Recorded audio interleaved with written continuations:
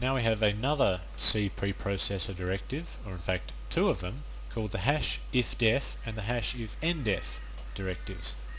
Now what do these do? They conditionally omit code. For example, ifdef label and then some regular C code, any old C code, and then an endif. These directives, the ifdef and the ifndef, are special in that they are not put right up at the top of a C file, up at the top where the hash includes and the hash defines go. Notice I've always been putting those right up the top, outside of main. These can actually happen anywhere inside a C file. Notice also that the hash ifdef is used in this example, hash ifdef label, and then after the regular C statements I have a hash endif, which is not the same as hash ifndef. I'll tell you what that is in a moment. Wherever you have an ifdef or an ifndef, you follow that by a bunch of regular C code, any old C statements or functions or anything at all, and then you must end it with a hash endif. It doesn't matter whether you use hash ifdef or whether you use hash ifndef, you must end those with a hash endif. And what it means is this: if the given label is not defined using a hash define directive, then omit the C statements from compilation. Okay, so what does that mean? Up the top you might or might not have a hash define that says hash define label to be, I don't know, 0 or 1 or anything at all. In fact, you don't even have to define label to be anything. You can just say hash define label, and that's all you need. You don't actually need to have it defined to be anything at all, but you can define it to be something if you want it to be. So this bit of code actually tests to see whether label has been defined or not, and if it has not been defined, all those regular C statements get omitted. Can you see what we're doing here? We are actually able to remove great blocks of C code without deleting them. That's the principal purpose of ifdef and ifndef, is that you can wrap up regular C statements. You can take 100 C statements or even just one C statement and put a hash ifdef endif pair around them, and conditionally sometimes delete them and sometimes not delete them, depending on whether there's a hash define up the top of the program or not. It's really clever.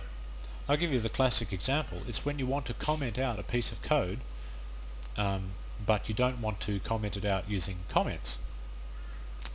I'll show you an example of that in a moment. Let me just finish on this particular set of definitions for you. Hash else can also be used. So you can say ifdef label, and then you can have one set of C statements, then you can say hash else, and then have a different set of C statements. So one or the other will be compiled into the program, the other ones will be omitted. It's quite clever. That is definitely different to the regular else used with the if statement, the regular if statement. This is a hash else, which is used in the same way, but you just don't forget to put the hash on the front of it. And the hash ifndef can be used to check if an identifier is not defined. So you can say ifndef label, which means that the regular C statements following will only be compiled if label is not defined. I think I've got to give you some examples of this. It's probably getting a little bit scary just listening to it. This is ifdef.c. I'm going to use this now to define exactly what I'm talking about. Okay, I know that what I said before is a little bit cryptic because I didn't have a concrete example to work with, but now I do. This is our printing out our grid. Remember our grid of 18 by 18, or in this case 16 by 16 multiplication table. Okay, now let us pretend, just for the sake of argument, that there is a bug in this program and every time I run it, it crashes, but I can't figure out why it's crashing. Maybe it's crashing during the calculation phase, because I don't know, and maybe it's crashing during the printing phase.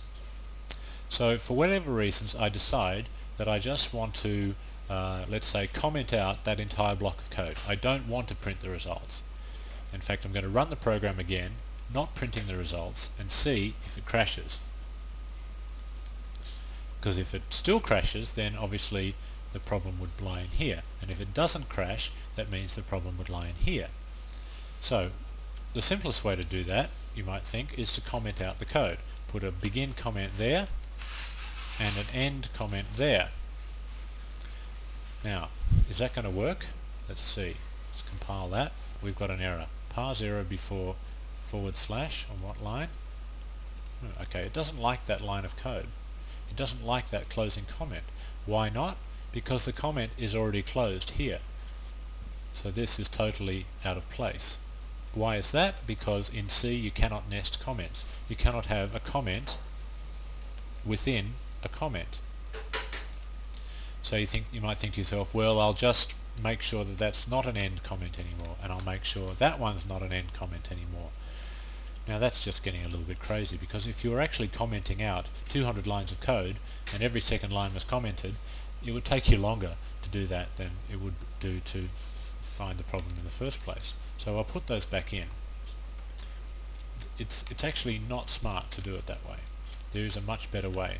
If I simply want to omit all this code, if I say I don't want to compile that code into my program, I want to run the program without compiling in that bit of code, then I can do this. I can say hash if def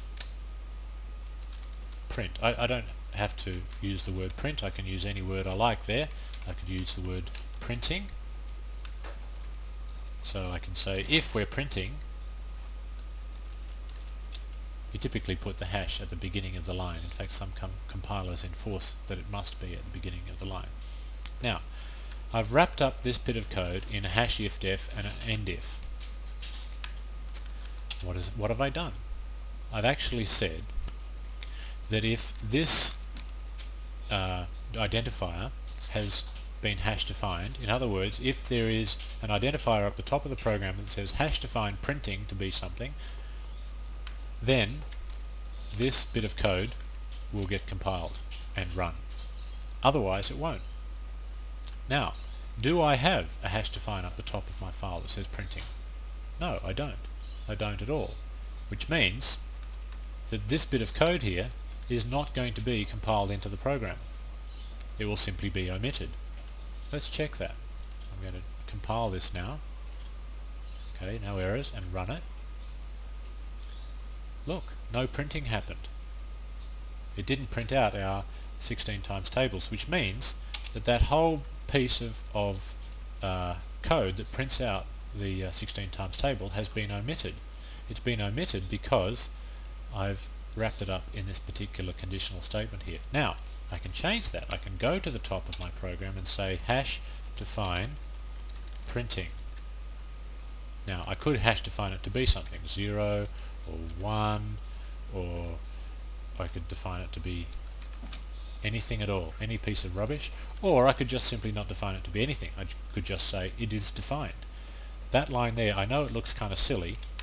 I'm defining printing, but I'm not defining it to be anything. That's actually a legal line of code. So I might just leave that in like that and see if it works now. Okay, compile, yes, and run. Oh, and now I get printing, which is exactly what I thought I would get. So this is really an excellent illustration of how code can be conditionally there or not there. Now the only thing that you might say to yourself is, well, every time you want a different version of the program, you've got to come in here and edit the source code and actually remove that line or include it. And if you're going to remove that line or include it, you may as well just remove these lines or include these. And yes, that's sort of true, but it is obviously much easier to include one line than to include 100 lines. And there's another thing. The compiler itself will allow you to specify hash defines that are not part of a C file. What am I talking about? It is possible. Let's say you have one of those command line compilers. You can specify on the command line of the compiler that you want a certain hash define to be defined for the duration of this particular compilation. So you can do a compilation that involves printing, and you can do another compilation tomorrow that involves no printing. So you wouldn't have this line of code there at all. You would simply control it via the command line of the compiler. I believe that this particular compiler has that option, and it works like this. Let's just check it.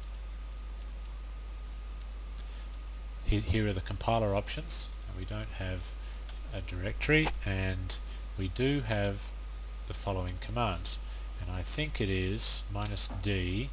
I better check this. The compiler option is -d, capital D, and then the hash define that you wish to define, and you can just say printing like that. Now that is exactly the same as putting a line over here that says hash define printing. You can put it as part of the command line. So you say OK, then you compile, and then you run, and we do get the printing. Now if we turn that off and we say no, I don't want that there, then we can compile it again and run it, and there's no printing. So it's very, very handy that you can just say tick the box or don't tick the box and put this thing in here, and you get completely different behavior for your entire program. Where might this be used other than just simple debug or conditionally having components of your program in or not having components? A particular common one is -d Unix or -d Windows or things like that. And then what you can do is you can have your program run on both Unix and Windows. Unix and Windows obviously require slightly different behavior from your program, so you can say if it's a Windows program, then run this little extra bit of code, or if it's a Unix program, then don't do this instead. You can have your program compile slightly differently depending on what platform it's going to run on. It's quite easy for you then to compile a Windows version and a Unix version without making a single change to your source code. You can just compile it differently. That's a very, very common use for the hash define, and then of course the hash ifdef or hash ifndef directives. Okay, so I hope that makes sense, and let's move on to the next module.